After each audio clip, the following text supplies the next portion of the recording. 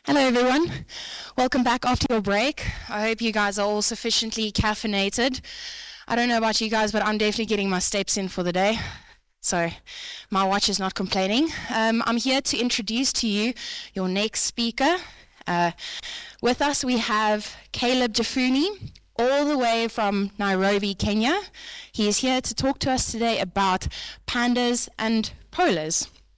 And basically, just to tell you something interesting about Caleb, his self-proclaimed hobby is locking in. Obviously, as you can tell, he thinks he's really funny. Over to Caleb. Hello, comrades. My good name is Caleb Jephuneh. I'm so excited to be here. I'm from Nairobi, Kenya, the city flowing with milk and honey. So you guys, if you want honey and milk, you should definitely visit Nairobi, Kenya. Good. Just let me stop this.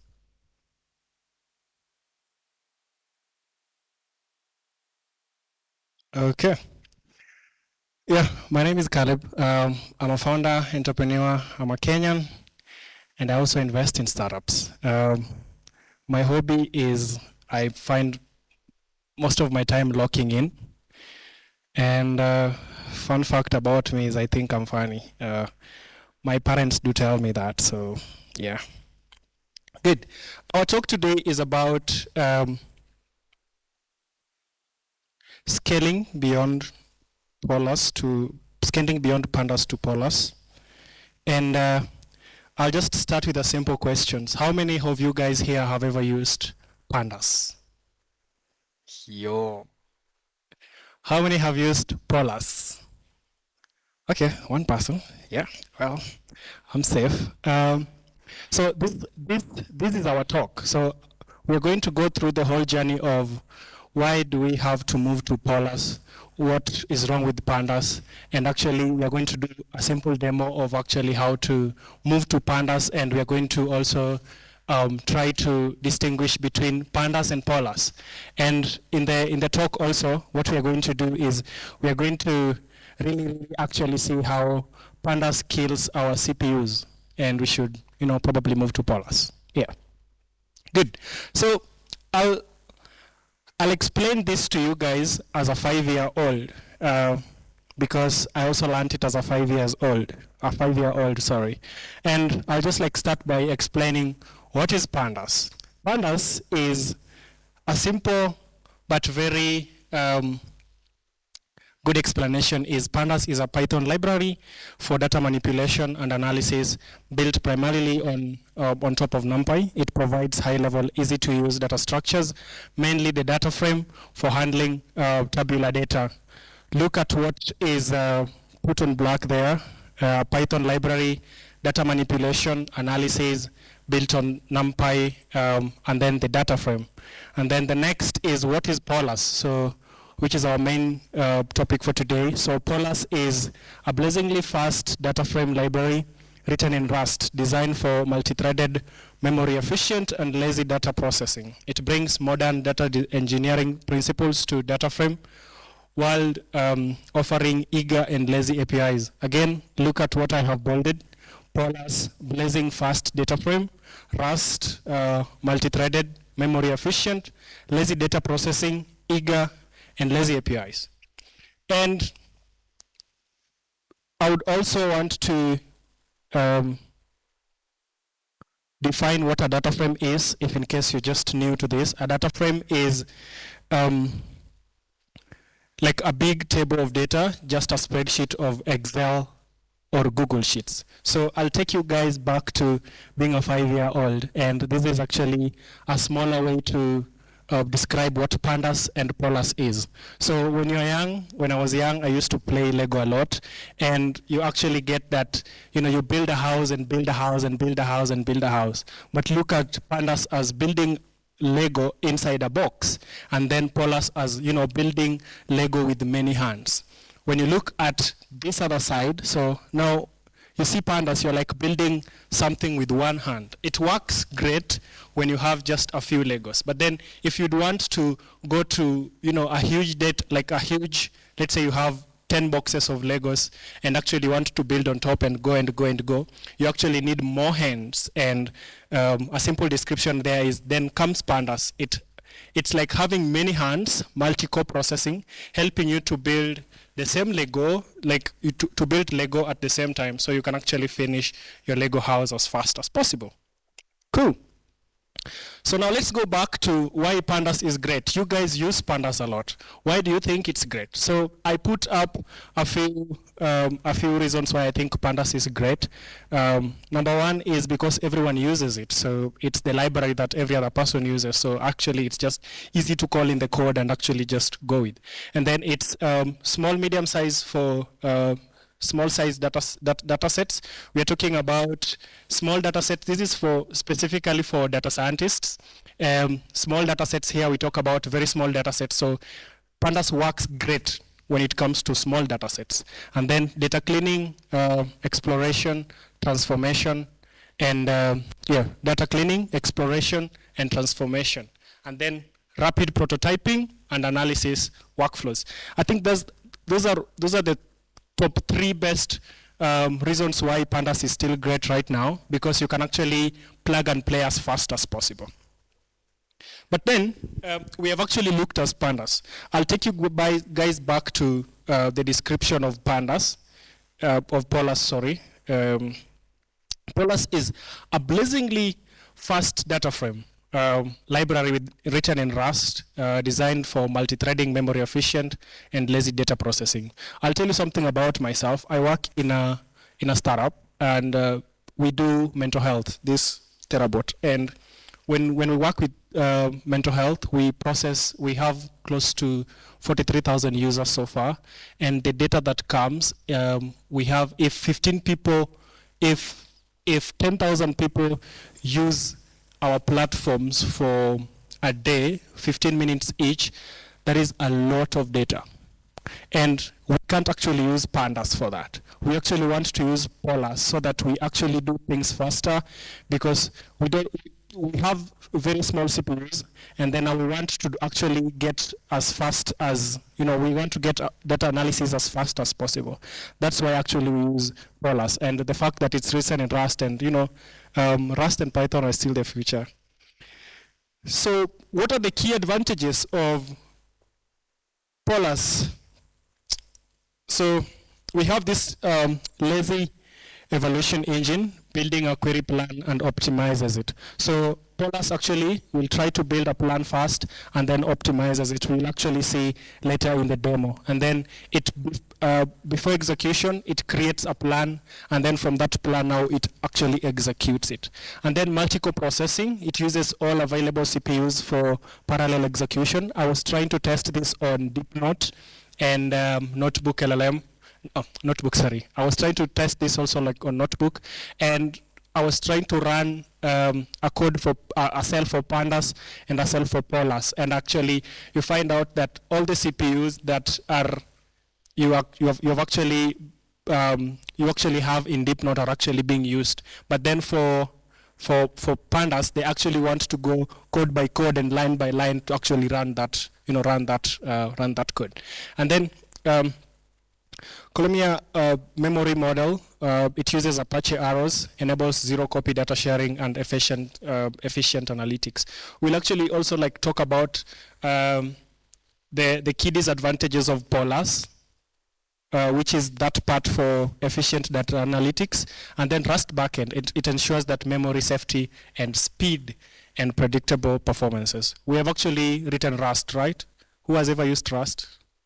Rust. Okay, good. Yeah, Rust is fast. It will save your life. Good. So let's look at the key differences between Pandas and Polars. So the language for Pandas is written in Python. I've told you that Rust will save your life. So Polars is written in Rust, and you guys know how fast Rust is. And then for execution, we are talking about single-threaded and multi-threaded. We have actually looked at that on the Lego diagram. And then the evaluation, eager only and eager and lazy. We'll actually see that as we go on. And then memory use, we'll actually also see this in the demo. whereby Pandas will actually use a very, very high memory, like it will use all our memory, and then while Polars, it's optimized and zero copy. When it comes to performance, Pandas is small for for small data, but then if you have, like, let's say 50 million rows of data, you actually want to use Polars. And then the ecosystem, it's mature and widely used right now. Everyone actually uses Polars because it's easier to plug and play, but then modern Polars, which is modern, is actually rapidly growing. Yeah, good. So how it works? That Pandas is supposed to be Pandas, sorry. Polars, I mean. So this is actually what it does. It looks at your code and then creates a plan. And from that plan, it executes, and then you actually get a result. So it uses Rust backend, actually how we have talked about it, multi-threaded execution engine. It uses the lazy engine, query optimization and parallelism, and then works seamlessly with Packet, CSV, JSON, and RIPC. The demo that we are going to actually show is going to use Packet, and we are actually going to see how it works. Down there, I put something for you guys to look at, which is Pandas doesn't execute your code line by line. Sorry, Polars doesn't execute your code line by line like Pandas. It builds a graph of what you want to do, optimizes it, and executes it all at once. That's why it's super fast. Cool. How do you start using Polars? You guys already know how to use Pandas. It's simple. It's just pip install Pandas. Polars, we are actually going to see this in the demo, and then from there, we are actually going to see how it works. And then, or performance extras like Packet, use pip install Pandas all. Okay, cool. Let's do a demo. Yeah, you know that picture. If you don't, oh, sorry. So I was trying this on DeepNote, and we'll actually do it live. I hope the demo gods are just somewhere looking at us and saying, these people now. Okay, so I'll try to do a bit of explanation on how the code runs and how it works, and then we'll actually see why Polars is great at doing like too much of data. And so what I did here was I installed Pandas and Polars. So we are trying to differentiate between which one is the best between Polars and Pandas. So what I did here was I pip install, actually how we talked how to start using Pandas and Polars. Okay, sorry, Polars. You pip install, add that, and then the first cell here is we're trying to generate data, and this data is we're trying to generate 80 million rows of data. Let me just try to make it look bigger. Okay, cool. Good. Yeah, but it looks so weird in my laptop.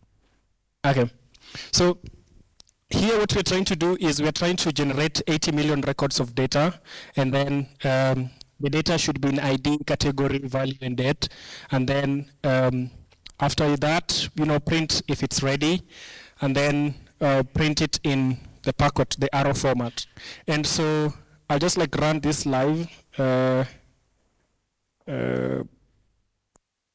all.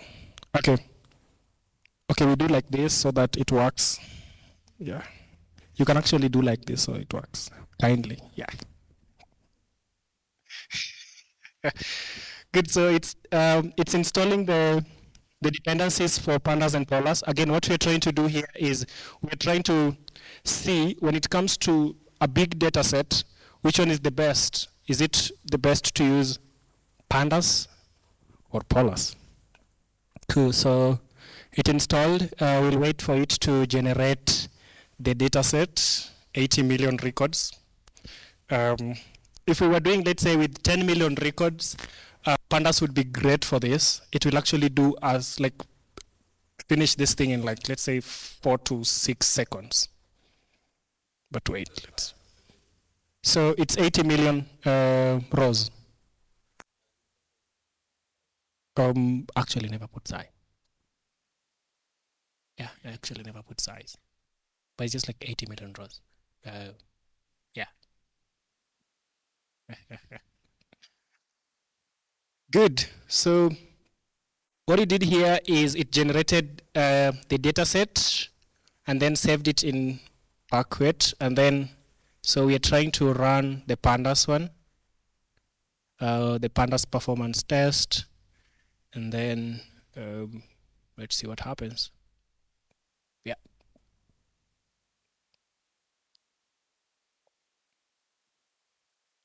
Okay. Yeah. Okay, cool. It took 30.60 seconds. That is 0.51 minutes. So, our session crashed because that was a big.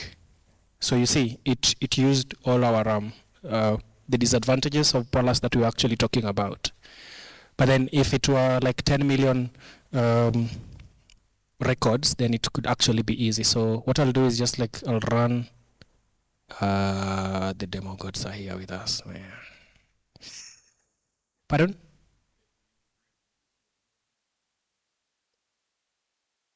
Oh, okay. I'm supposed to import time. Or what? It was working today in the morning. Yeah, this is so crazy. Okay, what's happening? So it says, oh, time is not defined. So I'm actually supposed to add time. So I think I'll just edit this. Okay, explain error. Wow. They were just looking at us and like, I'll catch you somewhere. Okay, so I need to import time here. I don't know, how do I edit this?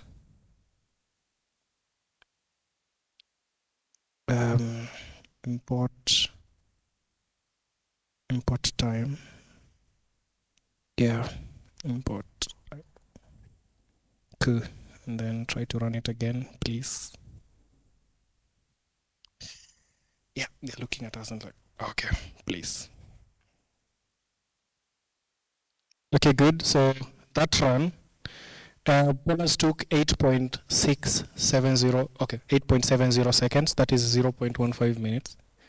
And then I'm trying to do a lazy mode test to actually see how it will actually go. So for smart query optimization, and then it took 4.93 seconds. And then lastly, the truth comes out. So when it comes to large data sets, you guys see Polars is the best. Polars will save your life. Right? So I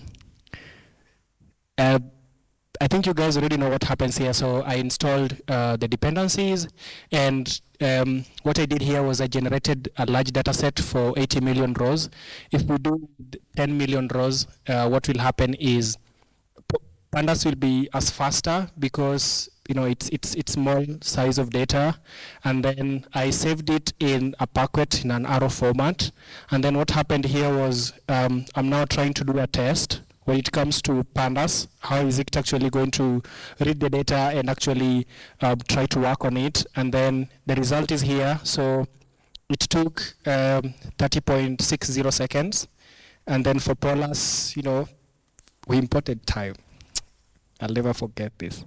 And then we actually also optimized it. And since we're using arrow formats, it took 8.70 seconds. We did a lazy test, and then 4.93 seconds. And then we did just like a chart to show, who is the best, who is the greatest. Yeah. Back to our good money here. Yeah, so that was the demo. I'm so grateful it worked. So now that you're using Pandas, and we have actually seen how good Polars is. So how do you transition? How do you actually move from Pandas to Polars? So I have a few tips here. It's easier actually to move from Pandas to Polars. And so just like start replacing just replacing just the heavy steps. You can actually easily convert them between that to that. So when you're using, it's easier, it's easier to actually move from Pandas to Polars. And then the ecosystem compatibility. Because Pandas can actually also use Packet, Arrow, and DuckDB, so it's easier to navigate. Cool. Real-world use cases. Who uses Polars? Since we are a big data company and we deal with mental health data, and then I have a team that actually asks for data analytics almost every other time to show investors, to show different people, and actually to put in our slides. And then we have like millions and millions and millions of rows of data. We use Polars. So if in case you have a very, very, very big data set, and then you actually also like don't have the memory, like your CPU is dying, kindly use Polars. So large scale ETL pipelines, memory core, streamlining and memory efficient. Let me just, okay, good. And then machine learning preprocessing. When you're trying to train a model, you actually have to have clean data, and you're trying to, have that clean data, and then now try to put it back so that you actually train it as fast as possible. We're advised to use Polars.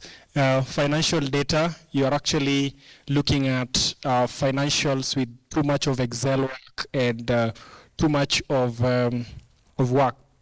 Use Polars for high-speed time series operations. And then for reading logs, large logs, and telemetry processing, lazy scanning for huge files. So that big logs for how many people did what in the system, what are people actually trying to do, and things like that. That is another real-world use case. And then data engineering tools integrating with R and DuckDB. So it's easier it's seamless to actually integrate R plus DuckDB interoperability. Cool. So let's talk about the limitations of Polars. They actually always say every good thing has has that bad side. So it's for smaller ecosystems. Kindly use Pandas. It's great for anyone who has a small data set. Just use Pandas. Some API differences. We look at. I had a slide here that actually showed that when it comes to API. I think I removed it. So .apply, if you actually go for .apply, right now because Pandas is still scaling, or it's still just like moving, there's still some API differences. And then visualization support. When it comes to visualization, because it's still moving, you actually won't get a very good visualization. And then the docs and the community, also since it's still, it's still being cooked, we say cooked. It's still being cooked in the kitchen. So the docs and actually the community is not that big enough. So yeah. Conclusions. Okay, before I conclude, I had something. I wanted to show you something. So I don't know where I put it. Okay, cool. It's here. So if we go to the Polars website, the benefits for Polars here is it's fast, it's easier to use, and then it's open source. All developers like open source stuff. And then the companies that are actually using them are, you can actually see, the big data companies. And so it's the best time for you to actually use Polars. In my conclusions, I say, Pandas democratize data analysis. Polars supercharge it for the big data era.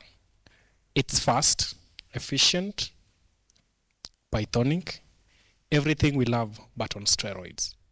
If your code runs perfectly on Pandas, keep using it.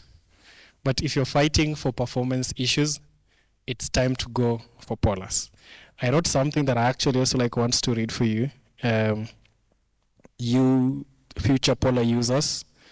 It was on my notes here. Let me just find it. It says,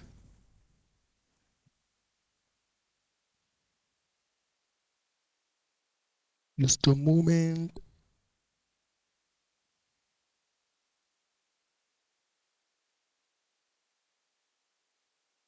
Okay, I don't know what it is. But comrades, this is your time to move from pandas to polars. It will save your life if you have big data. Thank you guys. My name is Caleb. It was nice to actually talk to you guys. All right. I do think we have time for questions. You actually finished quite early, so yeah. Oh, there's already a question.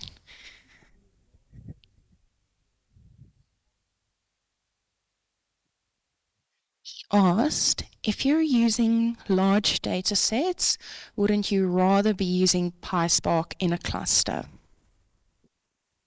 Interesting. Yes, but just use polars.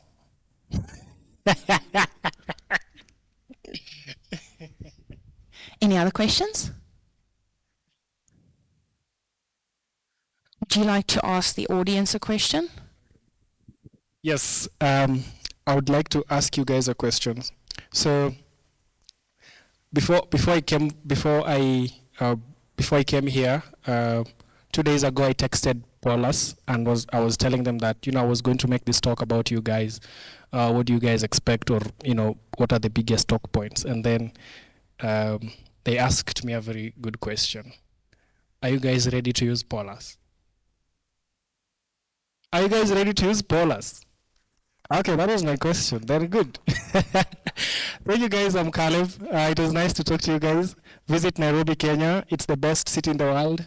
And see you when you see me.